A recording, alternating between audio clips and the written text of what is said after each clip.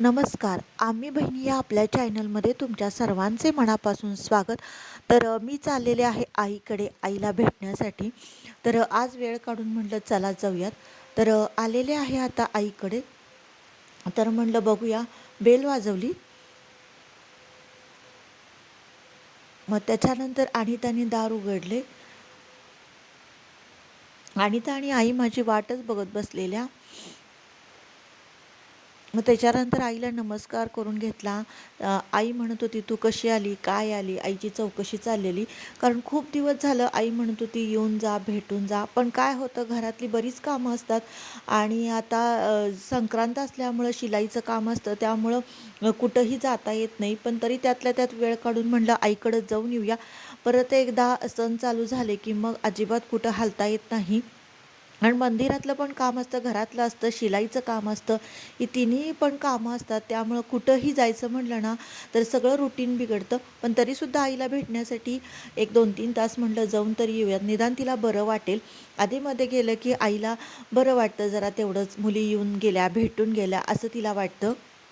मग त्याच्यानंतर आईनं सर्व स्वयंपाक केला होता आणि फक्त गरम चपाती करायच्या राहिलेल्या. तर ती म्हणली तुम्ही आल्यानंतर गरम गरम चपाती करते. ती चपाती करायला बसलेली आहे आणि त्याच्यानंतर अनिता इथं चपाती शेकून घेत आहे.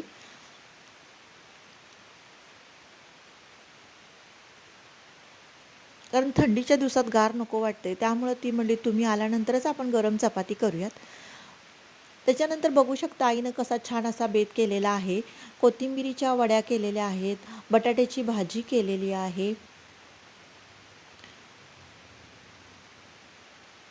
त्याच्यानंतर मटकीची उसळ केलेली आहे आणि आमटीसुद्धा केलेली आहे. आमटी, भात, कोशिंबीर हा सर्व तिनं बेत केला होता.